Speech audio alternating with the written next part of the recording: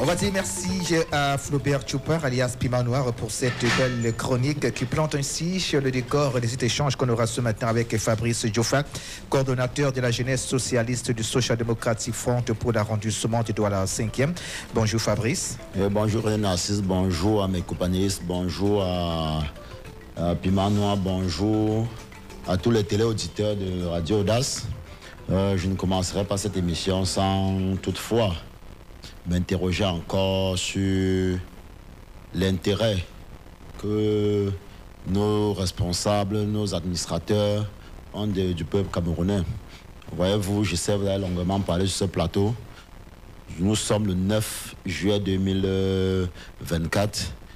Le jeudi 4 juillet 2024 a eu un crime dans la région de l'Ouest, plus précisément dans la ville de Sanchou, que jusqu'à présent, sauf si, étant ici, l'administration a décidé de sortir une autre, jusqu'à présent, l'administration, ni la préfectorale de la Main-Noire, ni le procureur de la République, ni même le gouverneur, ni n'importe qui, ni le CED, ne nous a encore dit ce qui s'est réellement, ou ne serait-ce qu'un communiqué, pour nous dire ce qui s'est passé dans la Main-Noire, à Sanchou, en attendant la clôture des enquêtes, s'il y a même eu ouverture.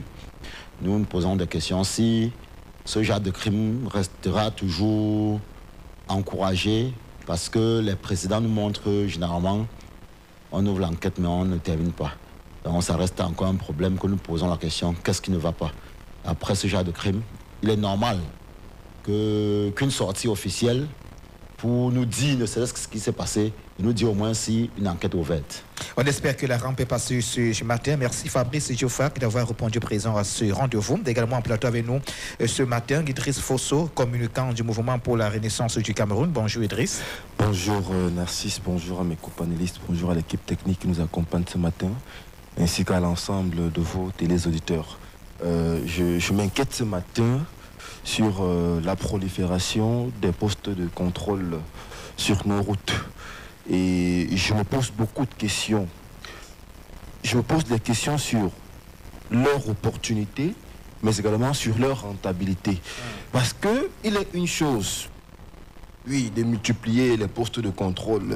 Bon, ils vont dire que c'est pour renforcer la sécurité routière, c'est pour. Ils vont avancer un certain nombre d'arguments.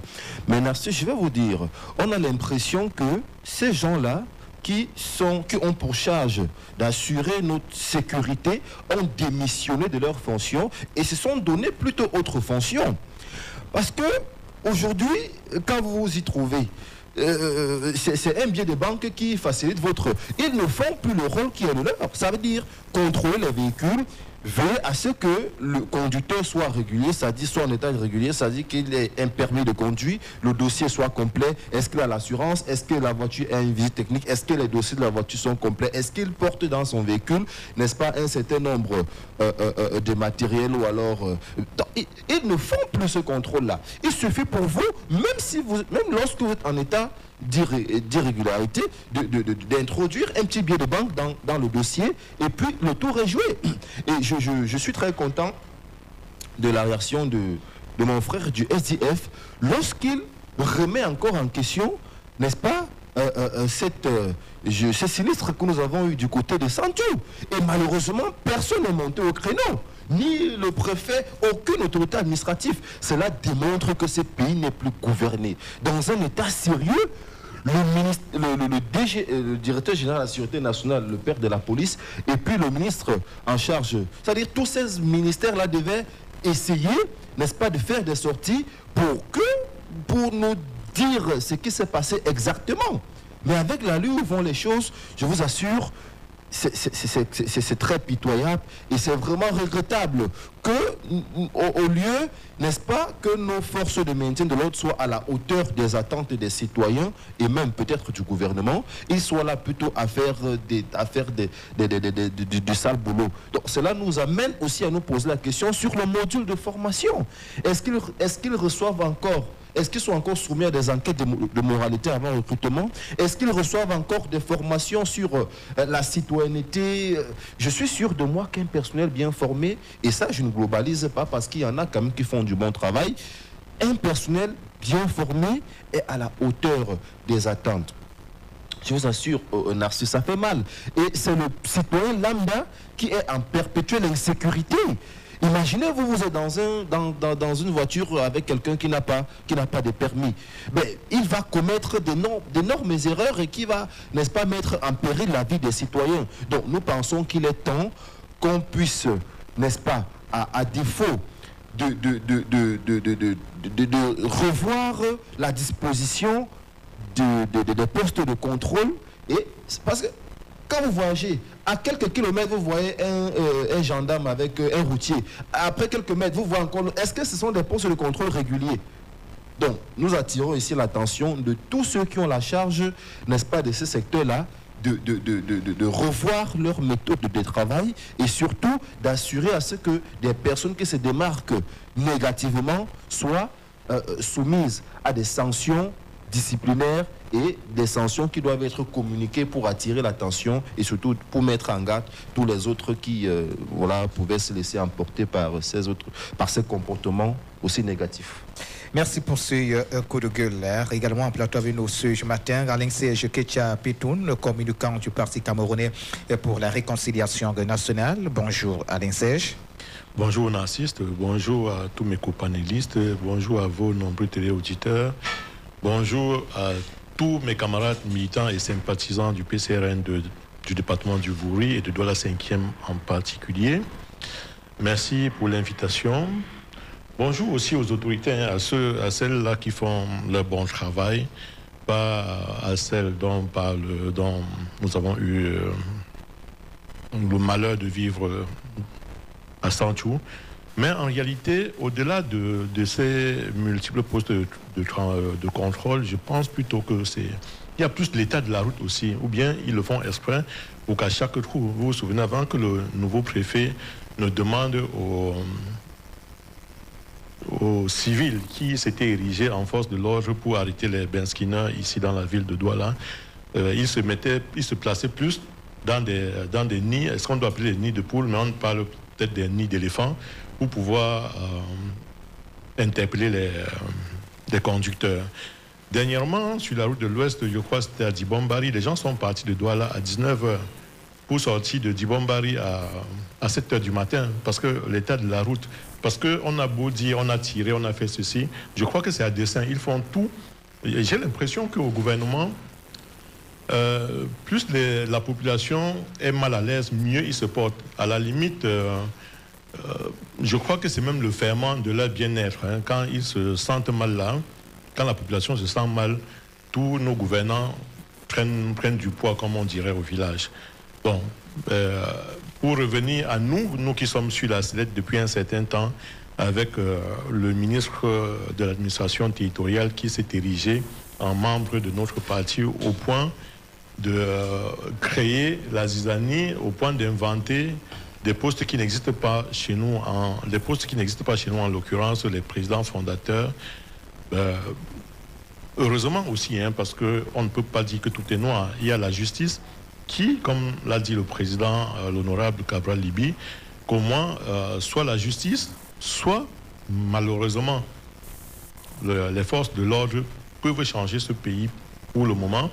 Parce qu'au moins, la justice, Dieu merci, elle est en train de faire son travail parce que depuis un certain temps, à force, avec la pléthore de procès que nous intente en back-office le MINAT, nous sommes en train de les gagner progressivement et le droit sera dit. Il n'y aura pas de solidarité gouvernementale dans le faux. La justice, le ministère de la Justice, avec les juges diront le droit et force reviendra à la loi. Donc pour savoir, pour dire que nous n'avons pas peur 2025 nous appartient et nous avons encore quelques jours pour les inscriptions sur les listes électorales. Qu'on continue, on a battu le record ces derniers temps, Elekam l'a dit.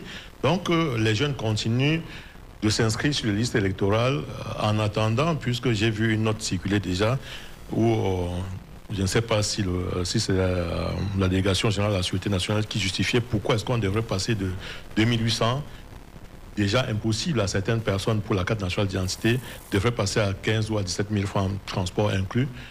Qu'à cela ne tienne, inscrivez-vous sur les listes électorales et d'un moment à l'autre, ces personnes qui veulent s'agripper à des postes pour nous faire souffrir davantage en bénéficiant de leurs articles 2 vont d'un moment à l'autre, vous allez les bouter hors, vous allez les mettre hors d'état de nuit. Nous avons confiance que en 2025, le PCRN vous fera vivre des choses meilleures. Merci à vous également, Alain Serge Ketcha, d'avoir honoré ce rendez-vous. Alors, Fabrice Diofac, d'abord la mise en garde du JMINAT, ensuite le projet de loi portant prorogation du mandat des députés et des conseillers municipaux jusqu'à mars 2026. Tout ça étouffe l'opposition camerounaise, va-t-on dire? Déjà, je commencerai par la sortie du MINAT, qu'une fois de plus était inopportune et sans objet. Nous rappelons toujours que les militants, que le ministre doit retirer de sa tête, doit retirer de son esprit son militantisme. Et quand nous le réclamons, le SDL le réclame depuis toujours parce que, sachant que quand un président de la République est également président de parti politique, tous ceux qu'il nomme devraient faire comme lui, tous ceux qu'il nomme continuent à travailler comme des militants de parti politique. Le ministre de l'administration territoriale n'est pas le militant d'un parti politique. Qu'il retire ça de sa tête. Et c'est pourquoi nous rappelons, nous disons souvent, le RDPC n'est pas le parti proche du pouvoir, mais le RDPC est le parti au pouvoir. C'est le RDPC qui gouverne. Or, le RDPC devrait être le parti proche du pouvoir. C'est pas si vous comprenez pas la nuance. Mais un militant d'un parti politique, parce qu'il a la casquette du ministre, décide de faire ce qu'il veut, quand il veut et comme il veut. Et tout le monde regarde. Si le ministre de l'administration territoriale était ministre de l'administration territoriale, sans être militant d'un parti politique, ce genre de sortie, on n'entendrait jamais. Ce genre de sortie, on n'entendrait jamais. C'est du cinéma. Et les Camerounais aujourd'hui n'en ont pas besoin. Les Camerounais n'en ont pas besoin. Mais malheureusement, comme était entredit le camarade panéliste, il bénéficie de l'article 2. Il bénéficie du pouvoir de signature pour faire ce qu'ils veulent. Mais malheureusement, ceux sur qui nous sont en train de compter, qui sont l'armée et la justice, pour ne pas dire les forces de maintien de l'ordre et la justice, restent leurs esclaves. Obéissent à leurs ordres et à tort et à travers. Parce que si le ministre, par son sous-préfet de Kribi 3, je crois bien, interdisait le congrès du PCN et que le PCN déciderait d'aller faire son congrès, on devait sortir des matraques. On devait sortir carrément toute une armée pour les traquer. Pourquoi? Parce que, mais ayant refusé, étant républicain, ayant refusé cela, ils sont restés tranquilles. Mais monsieur le ministre nous a réussi à nous dire à qui appartient un parti politique sans être membre de ce parti politique. Je ne sais pas si dans le monde, je ne sais pas s'il connaît, s'il a entendu parler du parti politique, le Front National, aujourd'hui devenu Rassemblement National. Je ne sais pas s'il connaît qui est le père fondateur de ce parti. Je ne sais pas s'il connaît qui aujourd'hui a pris ce parti en main. Et pour le dire, pour ne pas aller loin, aujourd'hui, Jean-Marie Le Pen a été bouté hors d'état de nuit par sa propre fille. En lui disant que le parti politique n'appartient pas à quelqu'un. Une association n'appartient pas à un individu. Une association appartient à plusieurs personnes. Donc, les associations ne sont pas adossées sur des individus, mais pas des groupes de personnes. Au Cameroun, nous avons des partis politiques qui sont adossés par des bureaux, pas des comités exécutifs, pas d'autres partis, c'est des directoires. Et les militants ne peuvent pas décider. Quand les militants décident que tout n'est plus à la tête de notre parti, ils ont décidé. Même si quelqu'un est arrivé dans ce parti, il n'y a qu'un seul jour. Si les militants décident que c'est désormais lui qui va nous conduire, ce sont les militants qui ont décidé. Et cela deviennent leur président et ils les amènent où ils veulent. Revenu à cela, c'est un peu une manière de vouloir nuire à tout prix à l'opposition. Nuit à tout prix. Parce que l'opposition aimerait travailler. L'opposition a toujours voulu travailler. Et sous 2 ministres de l'administration territoriale, le Cameroun a eu des problèmes. Le premier, c'était Gilbert Anzé Tchungui. Mais il n'est pas allé aussi loin que celui que nous avons actuellement. Celui que nous avons actuellement fait tout pour nuire à l'opposition. Vous voyez, le régime au Cameroun, on a un régime de déclaration à manifestation publique. Sous ce ministre, tout est passé à un régime d'autorisation à manifestation publique. L'opposition ne peut pas vous dire le nombre de manifestations publiques interdites. C'est énorme. Tous les partis politiques peuvent vous le dire. Et c'est pourquoi le SDF rappelle aux autres nouveaux partis politiques que le combat généralement entre 2 élections a été cette guerre entre l'administration et les partis politiques. On reviendra en 2025 pour dire les partis politiques disparaissent de la scène et reviennent seulement pendant les élections. Pourquoi? Parce que les partis politiques passent leur temps à bagarrer sur le terrain avec l'administration. Et aujourd'hui, avec l'avènement des réseaux sociaux, c'est pourquoi c'est un peu plus vulgaire. À l'époque, nous avons une seule radio, nous avons une seule télévision, mais c'était un peu plus complexe. Aujourd'hui, on a quand même la chance d'avoir les réseaux sociaux que quand il y a une interdiction, presque tout le monde voit et de partout. Donc, nous demandons au ministre de l'administration territoriale de se départir de son poste de militant de parti politique et devient ministre et applique les lois de la République. Parce que s'il n'applique pas les lois de la République, nous nous trouvons dans de l'anarchie. Et l'opposition ne voudrait pas cela. Alors, tout ceci, il n'assombrit-il pas l'avenir des partis politiques d'opposition, Idriss Fosso? Non, vous savez, premièrement, l'opposition n'est pas un parti politique. L'opposition n'est qu'un conglomérat de personnes qui s'opposent à une idée ou alors à un groupe, généralement au pouvoir. J'aimerais dire que M. Le Minat, lui, il ne fait pas mal à l'opposition, non. Mais il met en péril la démocratie au Cameroun. Lorsqu'on se souvient, en 92, le chef de l'État avait dit qu'il aimerait qu'on retienne de lui celui qui apporte la démocratie. Je ne sais pas si le chef de l'État, lorsqu'il voit les agissements de son ministre, je ne sais pas s'il se conforte dans son fauteuil. Je ne sais pas s'il est d'accord avec ce que ce monsieur fait, monsieur Atangandi. Donc, sur sa sortie, j'ai aussi, comme vous, comme d'autres Camerounais, écouté cette sortie maladroite de monsieur Atangandi. J'aimerais dire qu'il sache qu'il doit aller au-delà de sa fonction politique. Nous savons tous qu'il est cadre politique militant du RDPC. Mais quand vous êtes nommé dans un poste administratif, quand vous êtes nommé dans un poste de pouvoir, vous devez savoir que vous êtes au-dessus de votre personne. Vous êtes désormais personnalité. Et vous êtes là pour servir les citoyens qui ont attribué leur souveraineté à celui qui vous a nommé. Donc, M. Atangandi devrait être là pour nous, pour les citoyens, pour le peuple, pas pour un pouvoir. Donc, quand vous voyez un monsieur s'exprime de manière aussi grossière, c'est-à-dire que on se pose même la question sur le casting. C'est-à-dire, est-ce qu'il est même mieux placé pour prendre la parole sur la place publique? Quelqu'un qui ne peut exister que dans un contexte de guerre, de crise, dans un contexte de guerre, il faut le dire. Et il ne peut pas, n'est-ce pas, vivre dans un contexte de paix. Et c'est pour ça que dans ce discours, vous voyez, il est toujours en train d'appeler les gens, ou alors d'inciter les gens à la révolte. Le Molinex, on va vous abroyer, je suis le serpent. Et puis, il a même allé jusqu'à appeler des gens en indiquant là où on vend les cordes pour pouvoir aller se suicider. Non, j'aimerais dire que c'est pas ce qu'on attend, n'est-ce pas, d'un ministre. Il doit être au-dessus de ses fonctions. Vous savez, le ministre de l'administration territoriale n'est que acteur du champ politique.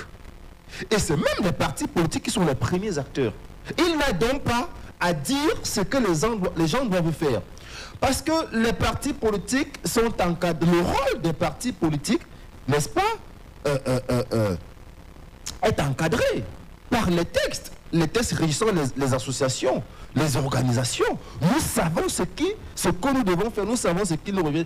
Il ne revient pas à Tangandji de dire, de partager les postes, de dire qui doit participer aux élections et qui ne doit pas. Il est allé jusqu'à faire une comparaison entre les responsables de partis et les fondateurs. Je ne sais pas si dans le statut du PCRN, il existe un poste de président fondateur. Dans aucun parti dans le monde. Dans aucun parti. Ben, il dit, monsieur Cabra n'est que le nounou et Robert Kona est le père fondateur. J'aimerais le rappeler. S'il faut être dans sa logique, le président de la République, M. Biya, il est le menu du RDPC. Les partis politiques transcendent le temps. L'UNC est une création du président Idjo. Le président de la République est venu chasser le président fondateur. S'il faut rester dans la logique de M. Atangandji, il est arrivé, il a chassé le président fondateur, il lui a contraint à l'exil, il a même transformé, c'est-à-dire changé le nom de l'UNC en lieu et place du RDPC. Donc on se pose encore la question sur l'acte de naissance même du RDPC. Il s'est autoproclamé président, je vais dire candidat naturel de ce parti, qui n'est pas le sien, aux élections présidentielles. Je prends l'exemple de l'UNC, je peux prendre l'exemple de l'ANC en Afrique du Sud, où les pères fondateurs sont aujourd'hui. Donc ça dit que ce n'est pas parce que les pères fondateurs ne sont plus là que le parti a disparu. Non, les partis politiques transcendent le temps. Monsieur Atangandji doit le savoir. Et il doit également savoir que toutes ces intimidations, n'est-ce pas, nous laissent à 37 degrés. Qu'il sache que ce sont des coups d'épée dans l'eau. Et ce n'est pas ça qu'on attend de lui. Si on ne fait pas attention, Narcisse, nous sommes au bord de l'implosion. On n'a pas encore fini avec la crise anglophone. On n'a pas encore fini, n'est-ce pas, avec les différentes catastrophes, les accidents sur nos différentes routes, les augmentations à répéter des différentes... Nous sommes au bord de l'implosion. Que M. Atangandji ne crée pas une crise francophone. Et tous les ingrédients sont tassés. Il ne reste plus que quelques gouttes d'eau qui doivent déborder le vase. Donc qu'il fasse très attention avec son discours. Lorsqu'on prend la parole sur la place publique, on doit s'assurer à ce que nous disions des choses régulières. Il n'est pas à la hauteur de ses fonctions, il doit démissionner. D'accord. Alors, Alain-Serge Ketia, si jamais le mandat des députés et des conseillers municipaux venait à être prorogé, cela voudrait dire que la présidentielle aurait lieu avant les autres scrutins, ce qui écarterait certainement certains candidats de la cause. Aujourd'hui, ce qu'on aimerait savoir, est-ce que l'opposition s'est préparée face à une telle situation? Ça, c'est sûr. Hein. Si vous observez, je parle là du PCRN, depuis 2018, après l'élection présidentielle, nous n'avons pas déposé notre bâton de pèlerin pour continuer à faire des inscriptions, continuer à former les masses et les inciter à comprendre le pays, puisqu'à un moment, le parti au pouvoir avait réussi le pari de faire désintéresser toute la population de la chose politique et s'en était approprié. Et nous avions donc décidé, depuis notre entrée en scène, de parler à nos compatriotes. Ce que le MINAT fait, en temps normal, il ne faut pas toujours regarder la pointe de l'iceberg. Les préfets, les sous-préfets, les gouverneurs sont aussi nommés par décret présidentiel. Donc ce maître a obéi doctement aux ministres qui sachent, ils sont plus nombreux, ils sont plus proches de nous.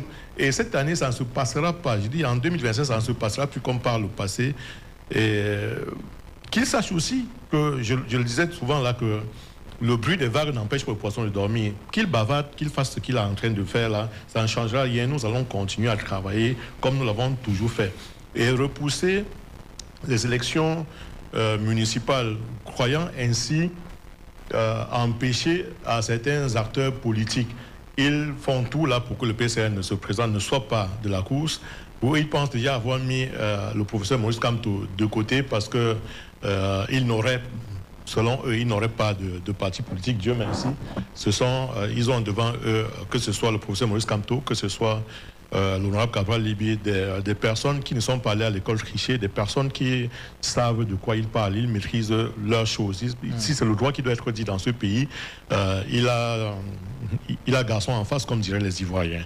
Donc, repousser, ça ne changera rien. On dit, quand l'animal tombe dans le piège et s'en va, il n'est pas parti, il peut augmenter la viande en brousse. Donc, au moment venu, qu'ils aillent n'importe où, ce pouvoir nous reviendra d'ici peu. Ils peuvent aller n'importe où, rien à faire, ça ne changera pas. Les carottes, pour eux, sont cuites. Donc, penser qu'on ne sera pas l'anarchiste, c'est juste... ils savent de quoi ils parlent. Donc, vous pouvez être certain que d'un moment à l'autre, nous tiendrons les rênes de ce pays et ça va aller. Alors Fabrice Djofak, face à ce jeu politique qui semble gagner d'avance par le parti au pouvoir, quelle pourrait être, d'après vous, l'approche des partis politiques de l'opposition pour renverser la tendance? Déjà, je tiens à dire aux tout politicien qui a un regard froid sur l'histoire politique depuis quelques années au Cameroun, savait après le lendemain du 9 février 2020 que les élections de 2025 devraient être comme ça. Mais malheureusement, l'opposition, presque toute l'opposition s'est accrochée à ce qui n'était pas l'essentiel. Voyez-vous, l'opposition ne sait pas, presque tous les partis politiques de l'opposition, au lieu de parler des élections locales, chacun a projeté directement aux élections présidentielles. Et comme je le dis toujours, on ne peut pas être au pouvoir et avoir le pouvoir. Ça veut dire quoi? Si l'opposition travaille vraiment pour avoir le pouvoir, devrait savoir l'élection la plus importante pour nous, c'est l'élection locale. Mais malheureusement, à l'opposition, tout le monde guette devant. Sachez, on ne peut pas avoir 2 présidents dans un pays. Mais au Cameroun, on peut avoir 360 maires. On peut avoir 180 députés. Et si on inverse la tendance des 180 députés, même si on a seulement 100 et 80, il y a beaucoup de choses qui ne se passeront pas. Aujourd'hui, nous sommes en train de discuter sur la modification du code électoral et de la prorogation des mandats des conseillers et des députés. Mais nous oublions qu'entre-temps, s'il n'y a pas une disposition qui permet la prorogation également des mandats des conseillers régionaux, nous oublions cela. Parce que si l'administration ne trouve pas comment proroger également les mandats des conseillers régionaux, nous allons nous retrouver avec 2 élections au Cameroun où des conseillers municipaux dont leur mandat finira en 2026 voteront des nouveaux conseillers régionaux et ils partiront. Ceux-là à qui nous n'avons pas déjà confiance parce que nous le savons, parce qu'ils ont fait des pluies, qu'ils sont là, ceux-là resteront. Donc aujourd'hui, nous disons la prorogation des mandats n'est que la conséquence de ce que nous avons fait antérieurement. Si nous avons voulu que cela n'arrive pas, nous aurions échangé la tendance après les élections de 2018. Mais malheureusement, l'opposition s'est retrouvée à pleurer sur des choses qui étaient passées. Mais aujourd'hui, nous avons les conséquences. Nous demandons à l'opposition qu'au-delà du fait qu'on renvoie les élections, nous devons désormais voir mieux que ce n'est pas seulement la présidentielle, mais il y a aussi des élections locales que nous devons tenir. Parce que si nous avons les députés, si nous inversons la tendance à l'Assemblée nationale, les lois comme celle-ci n'arriveront jamais. Donc, et ça ne passera pas. Donc l'opposition doit travailler plus en pensant au peuple qu'en pensant aux individus qui voudraient seulement être des présidents de la République. Donc c'est un peu ce qui est gênant dedans. Et aujourd'hui, nous avons plusieurs associations plusieurs plateformes qui sont mises sur pied. Est-ce que toutes ces plateformes s'entendront pour travailler demain? Non. Pourquoi? Parce que comme venait de dire tout à l'heure, évoqué tout à l'heure le copanéliste, nous sommes dans un pays où on fait l'effort de diviser l'opposition chaque fois. Parce que de quoi on va dire, il faut que l'opposition fasse ceci. Et tout à l'heure, je vais aller à l'encontre de ce qu'a dit Piment Noir pour une fois. Il y a plusieurs plateformes. Faire une chronique, peut-être demain il évoquera une autre plateforme, mais je ne sais pas. Il y a plusieurs plateformes qui travaillent. Et comment ces plateformes fonctionneront à la veille des élections, nous restons en attente.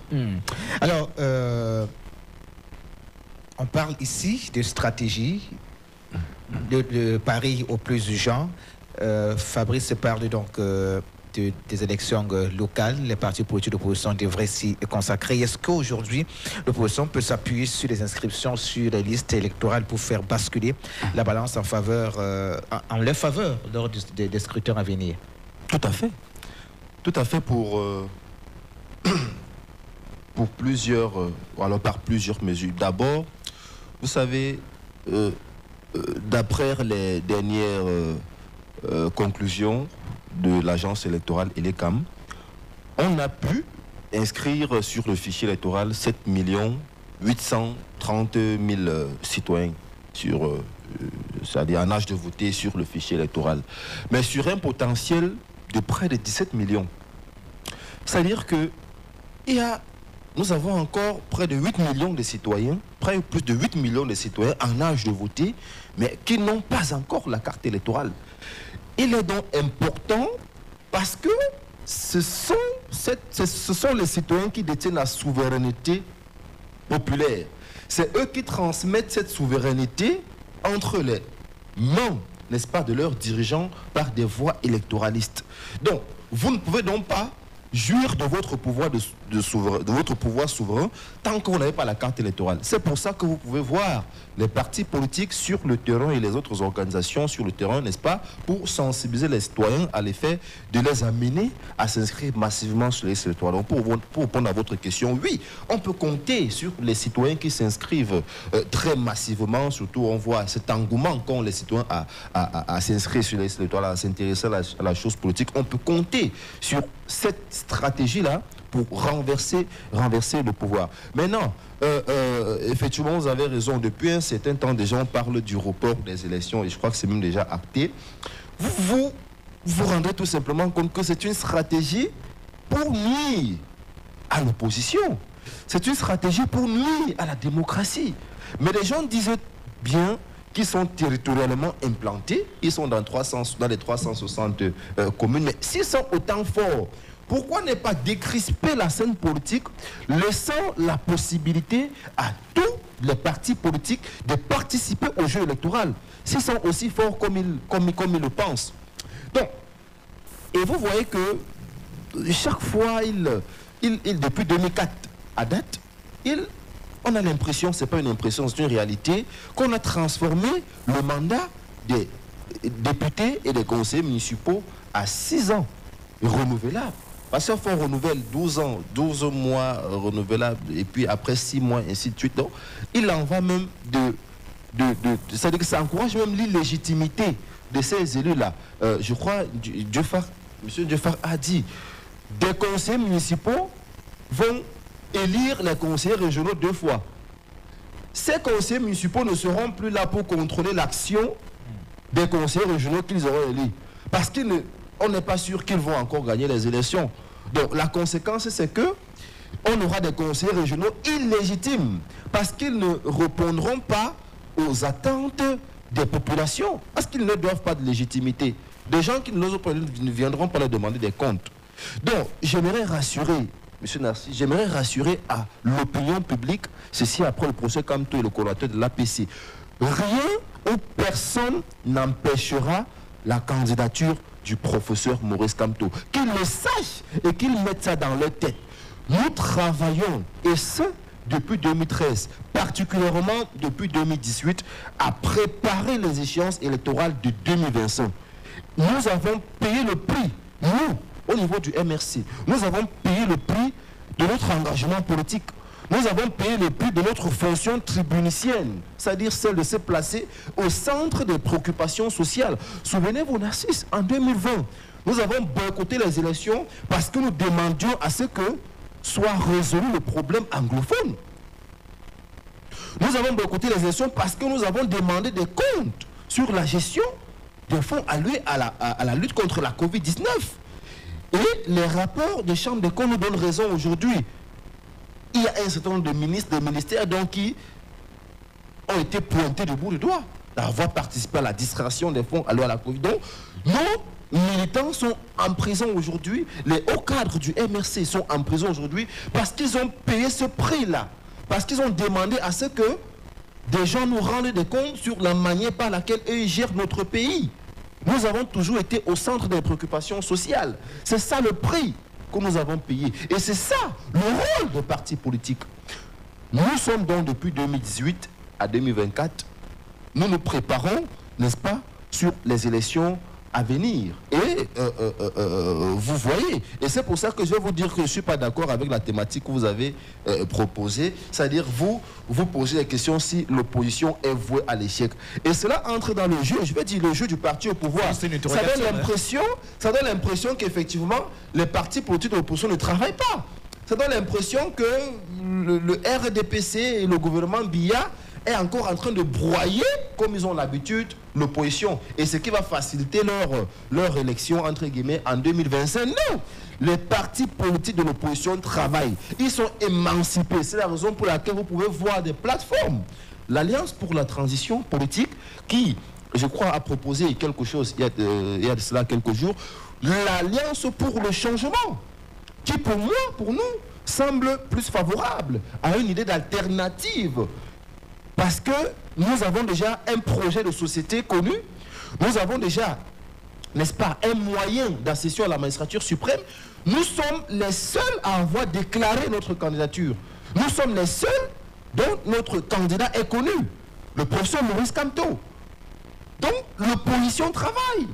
Et nous tendons la main à tous les autres de nous rejoindre. Ceux qui traînent encore n'est pas. C'est le moment pour nous, maintenant, de se réunir, de mettre sur pied des réelles stratégies, de mutualiser des forces. Si nous sommes tous d'accord que ce pouvoir de 82 doit disparaître, il est temps qu'on se réunisse et puis qu'on essaie de mutualiser des forces pour challenger ces gens-là qui ont conduit notre pays dans le ravin, pour le challenger lors des élections 2025. Nous sommes là, nous travaillons et c'est pour ça que nous appelons encore rapidement pour chuter les citoyens à aller s'inscrire massivement sur le fichier électoral, à aller voter, surtout faire le bon choix. Choisir le candidat qui propose une meilleure alternative, pas celui qui donne le pain sardine, pas celui qui, je ne sais pas trop, choisir le candidat qui a le meilleur profil, qui a toujours été avec eux, qui a toujours payé le prix pour eux, n'est-ce pas? Parce que là, on est au moins sûr que, voilà, il sera à la hauteur des attentes des citoyens. Alors, Serge Alain Serge Ketcha, si jamais les leaders influents de l'opposition venaient à être écartés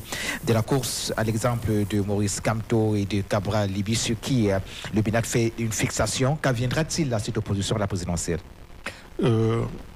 Voyez-vous, Narcisse, l'honorable Cabral Libi, depuis 2018, parlait de la mutualisation des forces. Le professeur Maurice Kamto disait qu'il n'est pas né avec écrit sur son front président de la République.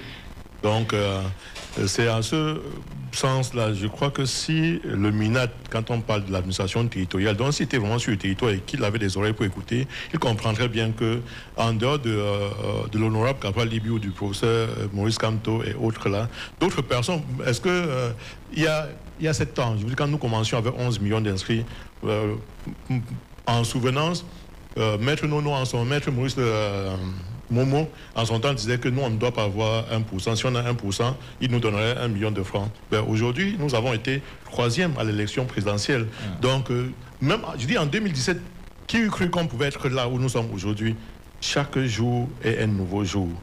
Et quand on parle de mutualisation des forces, qu'il reste donc fixé, qu'il se campe donc sur le professeur Maurice Kamto et qu'il se campe sur l'honorable Cabral Libi, il sera surpris. Tout est possible. Je dis bien tout est possible. En plus, je disais avant que les sous-préfets, les préfets et les gouverneurs sont nommés par décret présidentiel. Tout comme le ministre, je crois bien.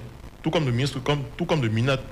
Par conséquent, ces sous-préfets, ces préfets qui sont à la limite comme des délégués, ce sont des délégués départementaux, ce n'est pas parce qu'on les appelle, ce sont les délégués départementaux du MINAT, les délégués d'arrondissement du MINAT.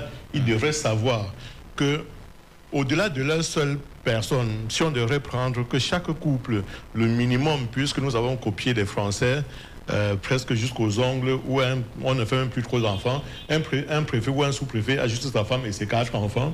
S'il ne protège pas le bonheur de toute sa famille en croyant, en supportant des vats en guerre comme le ministre, vraiment c'est se tirer une balle dans le pied. Parce que, voyez-vous, pourquoi est-ce que je prends cet exemple? Et les CAM n'a pas 26 000 personnels, ils n'ont pas 26 000 membres pour pouvoir être dans tous les bureaux. C'est-à-dire dit que c'est plus les sous-préfets qui sont les directeurs des bureaux de vote, puisqu'ils sont dans tous les 360 arrondissements du Cameroun. Et des chefs de poste agricoles par-ci, par-là sont leurs chefs de bureau de vote. Ça, c'est sûr, on va mutualiser les forces. Les populations peuvent continuer à s'inscrire. Quelqu'un a parlé, pour reprendre le président Laurent Gbagbo, il n'y a pas de banque présidentielle, il n'y a qu'un fauteuil. Mais en attendant, sur le plan local, je crois, c'est Fabrice? Oui. Il disait tout à l'heure que sur place, on peut gagner. Donc, les élections locales peuvent constituer déjà des gains. Nous y travaillons et on verra dans les jours à venir la population qu'ils décident. Donc, si on passe par la présidence avant les municipales, certainement, ils seront surpris pendant qu'ils seront en train de bloquer l'honorable Cabral Libi et le professeur Maurice Kamto. Parce que là, ils sont en train de sous-estimer soit le SDF, soit l'UDC, soit l'UMS et d'autres partis qui ont quand même des élus. Et ça, il y aura toujours un troisième larron, mais qui est un larron du peuple. Ne perdez pas de vue que depuis au moins 4 ans ou 5 ans, il y a un ensemble de partis politiques, je veux dire le professeur Maurice Kamto, l'honorable Cabral Libi, Madame Tomaino Dandioya et autres, on se réunit chaque fois dans l'optique de revoir les textes qui devraient présider aux élections multiformes qui se présentent. Donc, ils continuent de rester focus sur nos leaders, mais ils seront surpris. Et je vous ai dit, je dis et je réitère, 2025, pour eux, c'est fini. Leur article 2. Et c'est pour cela, ça leur fait tellement mal. Ils en souffrent tellement de savoir que d'un moment à l'autre, ils n'auront plus de gendarmes derrière eux. Peut-être ils auront un gendarme maintenant pour les amener soit à Nubel, soit à Kondegui. Et autres. Donc, leur article 2, là, c'est ça qui les fait frémir à la moindre brise du vent. Il n'y a rien à faire. L'article 2, pour eux, c'est fini. Ils peuvent se mettre maintenant de l'autre côté et voir comment est-ce qu'on fait des choses pour le peuple. Et par le peuple surtout, parce que c'est le peuple qui nous aidera à arriver là où nous irons encore. L'engouement d'inscription sur la liste électorale est une preuve. Ils devraient déjà comprendre que pour cette fois-ci, non, je crois qu'ils ont même compris, raison pour laquelle ils ont augmenté les frais pour l'acquisition de la carte nationale d'identité. C'est un drain, c'est un gouffre, c'est une tranchée, que dis-je, pour pouvoir empêcher aux citoyens d'avoir une carte nationale d'identité et de s'inscrire massivement sur les listes électorales, comme ils ont pu le remarquer ces derniers temps. Donc, on assiste, n'ayez crainte, chère population, n'ayez crainte. Vos leaders trouveront en temps opportun la solution idoine pour que ces plaisantins, pour reprendre le mot de mon président national, dégagent la scène et vous permettent de vivre la vie qui est la nôtre, la vie qui est belle, puisque le Cameroun, ne perdons pas de vue, c'est un paradis sur terre. Alors Fabrice Diofar peut sortir, au regard de tout ce qui précède, la coalition ou l'alliance peuvent-elles être considérées comme l'ultime alternative qui s'offre aux partis politiques d'opposition?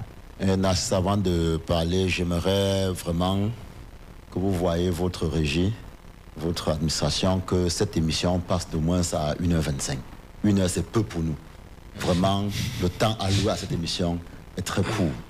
Et je pense que je ne suis pas le seul à y penser. Et pour y arriver, pour maintenant revenir à la question, il faut dire, comme nous l'avons toujours proposé, le SDF l'a proposé depuis toujours. Il ne sert plus à rien de vouloir bagarrer avec des gens, de vouloir les sortir de leur terrain de jeu. Aujourd'hui, nous surfons dans leur terrain de jeu. C'est pourquoi on verrait le SDF aujourd'hui de moins en moins à des problèmes, des tirs de jour comme de nuit avec le pouvoir en place. Non.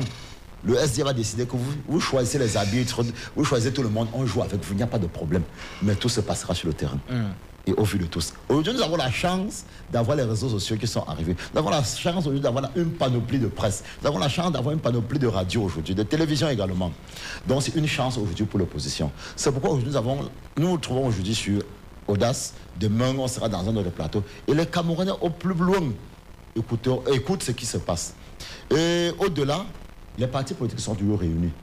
Et il y a depuis quelques années, sur la plateforme dont évoquait le camarade tout à l'heure, autour de l'UDC, il y a une plateforme qui est mise sur pied. Et comme tout à l'heure, je t'ai en train de dire, il y a plusieurs plateformes de l'opposition qui travaillent depuis des années. C'est que nous, les Camerounais, généralement, nous oublions, c'est que l'opposition n'est jamais loin, les partis politiques ne sont jamais loin des autres. Même à l'Assemblée nationale, quand vous regardez les partis politiques à l'Assemblée nationale, vous voyez même la façon de s'asseoir à l'Assemblée nationale. Ça c'est généralement ensemble. Et surtout les partis politiques qui ont presque la même vision. Ça c'est généralement ensemble. C'est les autres partis politiques qui sont, bon, les partis politiques, pour ne pas dire, ça c'est généralement un peu ensemble. L'opposition, comme je t'ai en train de dire tout à l'heure, travaille, mais seulement, il y a un problème qu'il ne faut pas que les gens arrêtent de tromper ce qu'on appelle l'électorat. Qui dit quoi? Qui dit, je ne suis pas le Messie, mais c'est moi qu'il faut choisir. Il faut dire la vérité. C'est pourquoi le SDF ayant compris cela, le SDF, vous voyez, pour l'instant, le SDF n'a pas de candidat à la présidentielle. Pourquoi? Mais ça ne veut pas dire que le SDF n'a pas de projet de société. Le SDF a le meilleur programme de société pour le peuple. Ça, ce n'est pas, on ne peut pas se le mentir. On ne peut pas se mentir dessus. Le SDF a un programme de société qui est, je vous assure, pour vous n'avez pas ça, pour vous dire ça tout à l'heure. Donc, le SDF ayant compris qu'on ne peut plus mettre la charrue avant les bœufs, on travaille sur ce que attendent les Camerounais. Les Camerounais attendent quoi? D'un parti politique. C'est pourquoi une autre plateforme, le SDF a une autre plateforme que nous appelons Calamo, que j'ai longuement, longuement expliqué ici. Également, le SDF reste ouvert aux autres partis politiques pour trouver une solution pour changer le Cameroun actuellement. Mais si c'est le candidat du SDF qui est choisi pour remplacer le grabataire qui est là, le SDF soutiendra son président. Et le SDF est également prêt à soutenir tous ceux avec qui ils peuvent travailler pour avoir une alternative. C'est pourquoi aujourd'hui le SDF dit, pense également que nous sommes plus à l'ère du changement, parce que le Cameroun, l'étape où nous sommes, nous devons passer par une transition. Une transition, ça veut dire quoi? On choisit quelqu'un qui viendra mettre le Cameroun. Le Cameroun n'est plus sur les rails. Remettre le Cameroun sur les rails, organiser une élection libre et transparente à la hauteur des Camerounais et se retirer pour que un autre Camerounais vienne continuer avec maintenant le train sur les rails comme voulu par le peuple. D'accord. Alors Idriss Fosso, quelle est la meilleure alternative qui s'offre à l'opposition? Travailler, être proche du peuple, le présenter son projet et son programme, solliciter son suffrage. Et c'est ce que nous faisons depuis. Vous savez, Narcisse, l'élection présidentielle, c'est la rencontre d'un peuple, d'un homme et son peuple. Ce n'est pas la rencontre de l'opposition. Ce n'est même pas la rencontre des partis politiques. Là, on sort de l'ancrage, n'est-ce pas, du micro-ancrage. On sort de là pour être sur la scène. Donc, c'est vrai, cela se passe bien évidemment par une meilleure organisation, n'est-ce pas, des organismes qui portent le candidat. Mais on a longtemps pensé qu'en réalité, c'est une rencontre entre les partis, c'est une rencontre... Non. On peut aller au-delà de ça. Je crois que c'est la raison pour laquelle on a même prévu les candidatures libres. Donc, c'est la rencontre entre un homme et son peuple. Premièrement. Deuxièmement, lorsque on essaye de redéfinir le rôle des partis politiques, quoi, le parti d'entreprise sociale à caractère libéral, dont le rôle est la conquête et le maintien du pouvoir. C'est pour ça que d'entrée de jeu, l'opposition n'est pas un parti politique. Chaque parti politique définit ses stratégies. Et donc, chez nous, MRC, nous définissons nos stratégies depuis 2013 et particulièrement depuis 2018. C'est la raison pour laquelle je veux vous remercier, vous les médias qui nous donnez la possibilité, n'est-ce pas, de faire nos propositions. Nous avons un programme de société qui est lourd, qui est connu de tous. Et donc la réalisation à un quart va, n'est-ce pas, c'est pas du messianisme, va conduire, c'est-à-dire sortir notre pays du ravin. Donc c'est cette approche-là que nous pensons, c'est-à-dire être proche du peuple, le présenter, ce que nous proposons pour eux, et par la suite solliciter leur suffrage. D'accord. Et donc, je vais chuter rapidement en disant les intimidations de M. Atangandi ne sont que des coups d'épée dans l'eau. Ça nous laisse à 37 degrés. nous travaillons et nous le rappelons qu'il doit être à la hauteur des attentes des citoyens. Mais il a plusieurs fois démontré qu'on ne peut pas compter sur lui. Comment vous pouvez comprendre qu'à quelques mois des élections présidentielles, un monsieur convoque d'abord Elecam, l'organe électoral qui est autonome, qui est libre. Il convoque dans son bureau. Et puis il réunit les autorités. C'est une façon de dire que vous devez savoir qu'à un moment donné, vous devez respecter les instructions que je vous transmets. Et on voit cela avec la note qu'il a donnée aux responsables de l'ECAM pour dire que au PCRN, Cabral, c'est pas trop Cabral n'est plus légitime et que c'est plutôt Robert Kona. Que ces gens fassent attention parce que nous n'allons plus jamais tomber dans les erreurs du passé. Nous sommes soudés. Nous sommes au courant de ce qui nous attend et je crois que depuis plusieurs mois déjà, depuis plusieurs années, nous y travaillons. C'est la raison pour laquelle j'ai dit l'opposition se trouve de plus en plus émancipée. C'est la raison pour laquelle vous voyez des plateformes qui sont nées et voilà, qui vont participer aux élections. Comment l'opposition fait-elle pour sortir la tête de l'eau? Ce que l'opposition fait déjà pour sortir la tête de l'eau, en l'occurrence, je parlerai du PCRN, on nous a confié, les populations nous ont confié quelques mairies et quelques députés et les comptes rendus et les feedbacks qui reviennent prouvent donc qu'ils sont satisfaits, que vous alliez à Kondiok, que vous alliez à Yeseka, à Sombor et autres, là vous allez voir que nous travaillons sur le terrain et les populations sont vraiment satisfaites de ce que parfois on dit vous étiez où depuis? Allez-y à Kondiok, vraiment où le docteur Lombard fait des choses merveilleuses. Et nous avons donc choisi, nous au PCRN, qu'ils organisent n'importe quoi comme élection locale. Nous allons participer parce que ce n'est que progressivement qu'on va prendre des pas on va gravager un peu quelques places et rendre satisfaction aux populations. Donc nous sommes sur le terrain, nous continuons de travailler pour grappiller quelques places. Depuis le début de notre entrée en scène, on fait ce qu'il y a lieu de faire pour être là. Et le Messie, comme pour reprendre mon camarade du MRC, c'est dans la population. Donc je vous dis, le président national du PCRN a dit, il n'est pas agrippé au poste, mais tout est possible. Mais il n'est pas candidat naturel comme ailleurs, mais pour le moment, c'est notre leader. Il se déclare ou pas, c'est nous, membres du parti, qui décidons, qui avons choisi en temps réel. Merci, cher monsieur. Merci à Fabrice Diofa, coordonnateur de la jeunesse socialiste du Social Democratic Front pour l'arrondissement de la 5e. Merci à Idriss Fosso, communicant du MRC, Alain Serge Ketchapetoum, était également de notre reporter la voix du PCRN. On se retrouve demain pour un autre échange. Restons fidèles, mesdames, messieurs. Nos programmes se poursuivent sur la 106.8. Bien le bonjour à tous et à toutes.